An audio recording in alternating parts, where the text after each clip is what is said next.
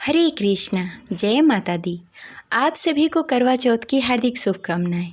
आज सुनेंगे करवा चौथ व्रत कथा, पूजा विधि और पूजा के शुभ मुहूर्त के बारे में जानेंगे।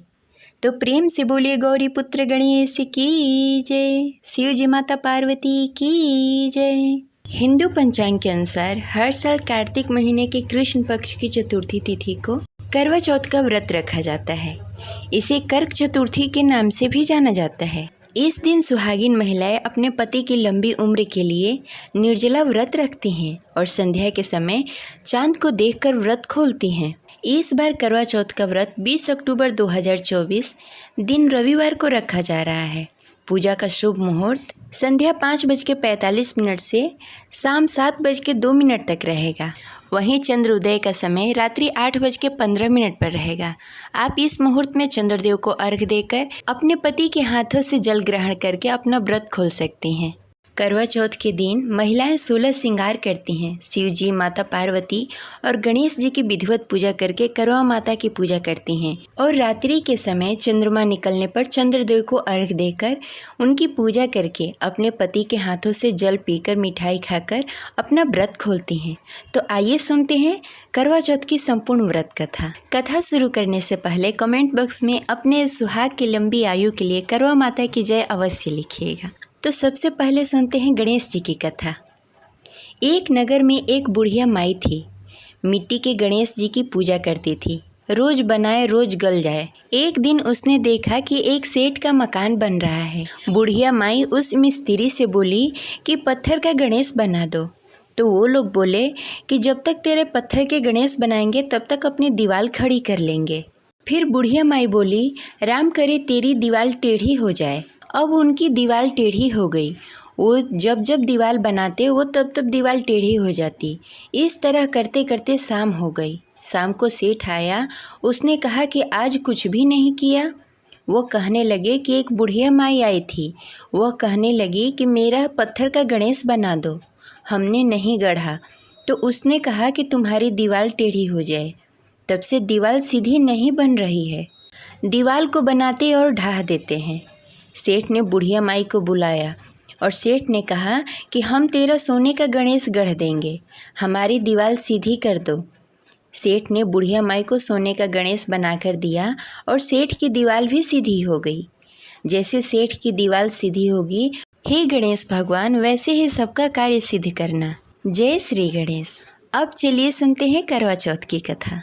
बहुत समय पहले की बात है। एक साहूकार के 7 बेटे और एक बेटी थी। सभी सातों भाई अपनी बहन से बहुत प्यार करते थे, यहाँ तक कि वे पहले उसे खाना खिलाते और बाद में स्वयं खाना खाते थे। एक बार उसकी बहन ससुराल से मायके आई हुई थी। शाम को भाई जब अपने व्यापार व्यवसाय बंद कर घर आए तो देखा कि उसकी बहन बहुत ही व्याकुल थी। सभी भाई खाना खाने बैठे और अपनी बहन से भी खाना खाने के लिए आग्रह करने लगे। तब उसकी बहन ने बताया कि आज उसका करवा चौथ का निर्जला व्रत है और वह खाना सिर्फ चांद को देखकर ही ग्रहण कर सकती है। चूँकि चंद्रमा अभी तक नहीं निकला, इसलिए वह भूख प्यास से व्याकुल हो उठी है। सबसे छोटे भाई को अपनी बहन की हालत देखी नहीं जाती और वह दूर की पीपल के पेड़ पर एक दीपक जलाकर चलनी की ओड़े में रख देता। दूर से देखने में वह ऐसा दिखता कि जैसे चांद निकल आया हो। इसके बाद छोटे भाई ने अपनी बहन को बताया कि बहन देखो चांद निकल आया, तुम चांद को अर्घ देने के बाद भोजन कर सकती हो। बहन खुशी के मारे सीढ़ियों पर चढ़कर चांद को देखती है, उसे अर्घ देकर खाना खाने बैठ जाती है। वह पहला टुकड़ा मुंह में डालती है तो उसे छींक आ जाती है। दूसरा टुकड़ा डालते ही उसमें बाल निकल आते हैं और जैसे ही तीसरा टुकड़ा मुंह में डालने की कोशिश करती है तो उसके पति की मृत्यु के समाचार उसे मिल जाती है। वह बौखला जाती है। तब उसकी भाभी ने उसे सच्चाई से अवगत कराया कि उसके साथ ऐसा क्यों हुआ।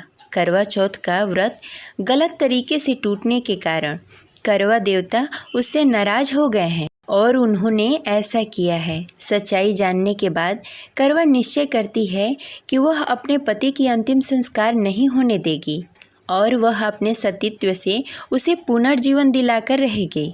वह पूरी 1 साल तक अपने पति के शव के पास बैठी रही, उसकी देखभाल करती रही और उसके ऊपर उगने वाली सुई नुमा घास को वह एकत्र करती रही। 1 साल बाद फिर करवा चौथ का दिन आता है।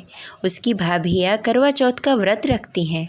जब भाभियाँ उससे आशीर्वाद लेने जाती है तो वह प्रत्येक भाभी से यम सुई ले लो, पिया सुई दे दो, मुझे भी अपनी जैसी सुहागिन बना दो, ऐसा कहकर आग्रह करती। लेकिन हर भाभी उससे अगली भाभी से आग्रह करने के लिए कहकर चली जाती।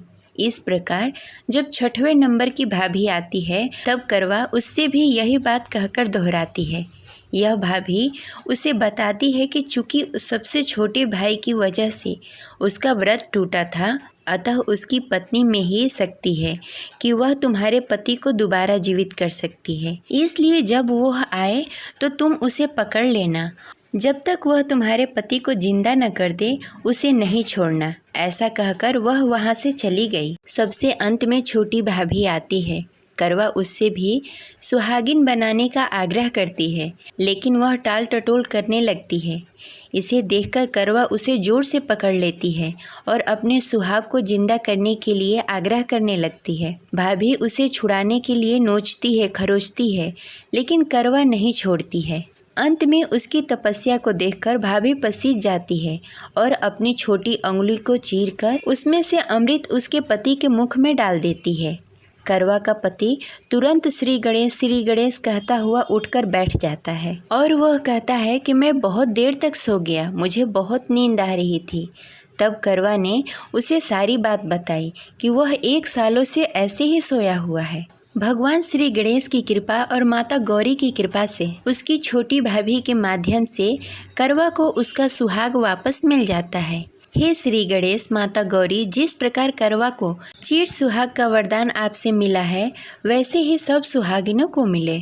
इस प्रकार करवा चौथ की कथा संपन्न हुई। प्रेम से बोलिए गौरी पुत्र गणेश की जय, माता पार्वती की जय, करवा माता की जय। आशा करते हैं आपको यह कथा अच्छी लगी होगी, तो इस वीडियो को लाइक अवश्य करिएगा। मिलते हैं अगले वीडियो में, तब तक के लिए आप सभी को फिर से करवा चौथ की हार्दिक शुभकामनाएं।